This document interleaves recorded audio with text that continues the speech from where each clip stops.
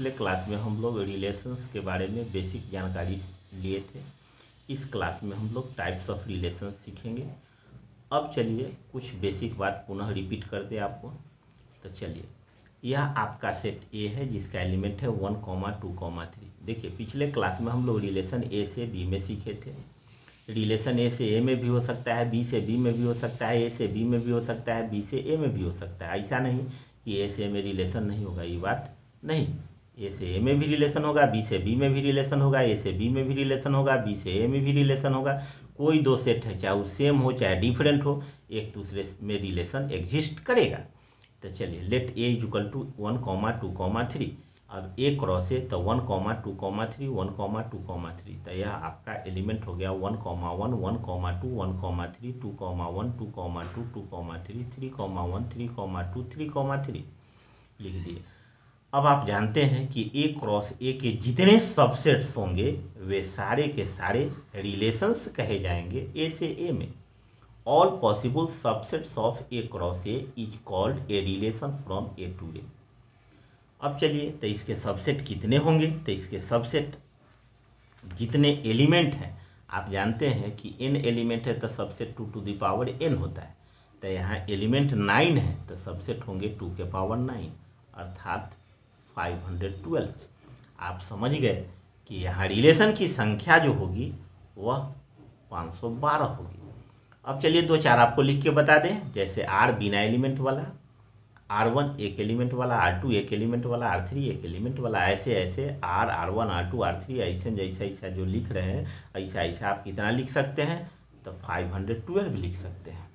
अब चलिए, अब देखिए यहाँ R भी सबसेट है क्रॉस ए का, R1 भी सबसेट है क्रॉस ए का, R2 भी सबसेट है क्रॉस ए का, R3 भी सबसेट है क्रॉस का। ऐसा भी आप कितना लिख सकते हैं? तो 512 लिख सकते हैं। अब चलिए, number of relations from A to A से ए में रिलेशन की संख्या तो 2 to the power number of A cross A. तो 2 to the power number of A into number of A. तो यह आपका नंबर ऑफ ए 3 है तो 2 to the power 3 into 3, 2 to the power 9, 512। अब चलिए, अब हम लोग सीखना स्टार्ट करें types of relation. Types of relation देखिए, यह जितना भी बात आपको बताएंगे यह 12th के लिए मोस्ट इम्पॉर्टेंट है और एसेंशियल है। 11th के लिए डिटेल्स में नॉलेज के लिए चाहिए। तो चलिए, इम्पेटी रिलेशन था और वॉइड रिलेशन। तो वह रिलेशन जिसमें एक भी एलिमेंट नहीं हो उसको हम लोग कहेंगे इम्पेटी रिलेशन या void relation. A relation R in a set A is called an empty relation if no element of A is related to any element of A and it is denoted by phi. Thus R is equal to phi और phi is also subset of A cross A। अब इस पर आप example देख लीजिए। देखिए, A set है जिसका एलिमेंट है 1, 2, 3, 4 एंड R जो रिलेशन है वह आपका डिफाइंड है A minus B equal to 6। A और बी का डिफरेंस 6 होना चाहिए। तो देखिए, यहाँ कोई भी एलिमेंट उठाइए आप और किसी दूसरे एलिमेंट का डिफरेंस निकालिए, कभी भी 6 आपका नहीं आएगा। मैक्सिमम इसका 4 है और मिनिमम इसका 1 है, तो 4 में से 1 गया 3 होगा और इससे सब छोटा ही आएगा। कभी भी इसके जो एलिमेंट्स दिए हुए हैं उसमें किसी दो एलिमेंट का जो डिफरेंस है वह 6 के बराबर नहीं होगा। तो आप समझ गए कि आर में कोई एलिमेंट नहीं निकला। यह आपका सिंपल मिडिल ब्रैकेट से हम लोग इंडिकेट करते हैं या फाई से इंडिकेट करते हैं। तो आप समझ गए आर जो है सो आपका कौन रिलेशन है? इम्पेटी रिलेशन है। अब चलिए, यूनिवर्सल रिलेशन। तो ए क्रॉस ए के टोटल एलिमेंट वह सबसेट जिसमें ए क्रॉस ए के टोटल एलिमेंट होंगे वे रिलेशंस क्या कहलाएंगे? वे रिलेशन क्या कहलाएंगे? Universal relation. A relation R in a set A is called a universal relation if each element of A is related to every element of A. Thus R is equal to A cross A and A cross A is also subset of A cross A. और इस relation are को हम लोग universal relation कहेंगे। अब इस पर भी एक एग्जाम्पल देख लीजिए।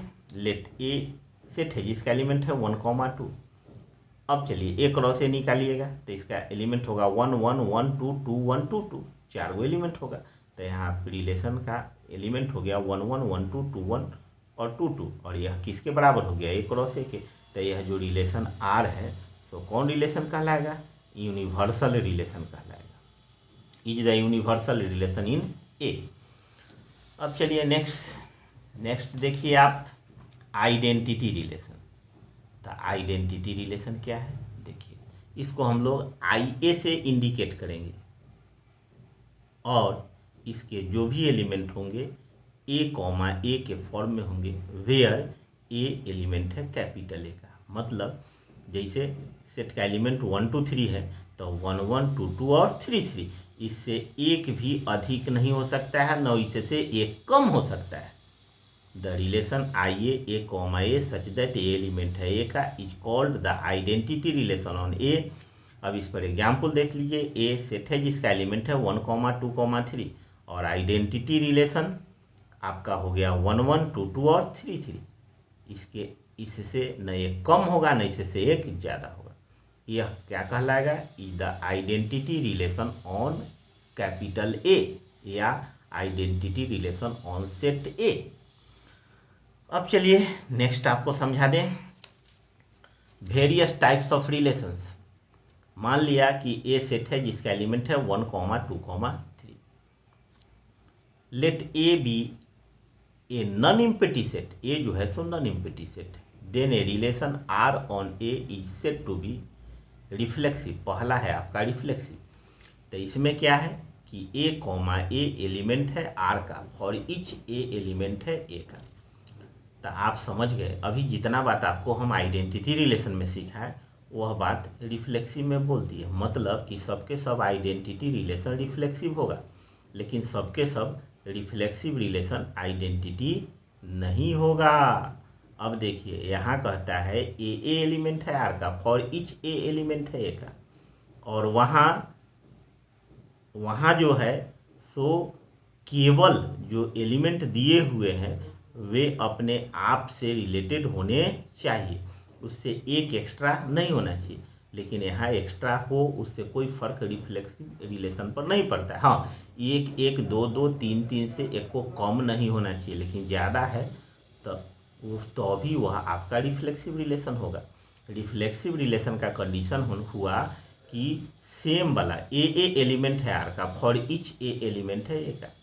इसी बात को कहेंगे ए रिलेटेड है से फॉर ऑल या फॉर ईच या फॉर एवरी ए एलिमेंट है ए का। तो जैसे देखिए यहाँ सेट लिए थे 1 2 3, तो यहाँ रिफ्लेक्सिव में हो गया 1 1 2 2 3 3। इससे ज़्यादा है तो कोई फर्क नहीं पड़ता, इससे कम नहीं होना चाहिए। तो 1 1 1 2 2 1 2 2 3 3, तो यहाँ भी देखिए 1 1 है 2 2 है 3 3 है, तो यह भी रिफ्लेक्सिव रिलेशन होगा, यह भी रिफ्लेक्सिव रिलेशन है। तो आप समझ गए कि सबके सब आइडेंटिटी रिलेशन रिफ्लेक्सिव होगा, लेकिन सबके सब रिफ्लेक्सिव रिलेशन आइडेंटिटी नहीं होगा। अब चलिए सिमेट्रिक रिलेशन। सिमेट्रिक में है ए बी एलिमेंट है आर का, तो एकदम एसेंशियल है कि बी ए भी एलिमेंट होना चाहिए आर का। मतलब जो रिलेशन का एलिमेंट है सबका अपोजिट होना अनिवार्य है। जैसे ए बी एलिमेंट है आर का तो बी एलिमेंट होना चाहिए आर का। जो भी एलिमेंट है उसमें दिया हुआ हो उस रिलेशन में उस सबका अपोजिट होना अनिवार्य है। जैसे 1 2 है तो कल अपोजिट 2 1 है, 2 1 है तो कल अपोजिट 1 2। इसका भी अपोजिट होना चाहिए, इसका भी अपोजिट होना चाहिए। जितना भी एलिमेंट दिया हुआ है सबका अपोजिट होना अनिवार्य है। जैसे देखिए 1 1 का अपोजिट 1 1, 1 2 का 2 1 और 2 1 का 1 2। तो जो भी एलिमेंट दिया हुआ हो रिलेशन में सबका अपोजिट यदि उसमें है तब आप सिमेट्रिक उसको कहिएगा, नहीं तो सिमेट्रिक नहीं कहिएगा। अब जैसे इसमें से 2 1 हटा दीजिए तो यह आपका सिमेट्रिक नहीं होगा, या 1 2 हटा दीजिए तो यह आपका सिमेट्रिक नहीं होगा। लेकिन 1 1 हटा दीजिएगा तो यह आपका सिमेट्रिक होगा। अब चलिए ट्रांजिटिव रिलेशन। ट्रांजिटिव रिलेशन कहता है कि ए बी एलिमेंट है आर का और बी सी एलिमेंट है आर का, तो ए सी एलिमेंट होना चाहिए आर का। पहला दूसरा से रिलेटेड है, दूसरा तीसरा से रिलेटेड है, तो पहला को तीसरा से रिलेटेड अवश्य होना होगा। अब चलिए यदि पहला दूसरा से है या दूसरा किसी से नहीं है, तो बिना टेस्ट कर ले वह ट्रांजिटिव होगा। जैसे 1 2 है और 2 से रिलेटेड कोई नहीं है तो बिना टेस्ट कर ले वह ट्रांजिटिव हो जाएगा। लेकिन 1 2 है और 2 4 है तो 1 4 होना अनिवार्य है। 13 है और 36 है तो 16 होना अनिवार्य है।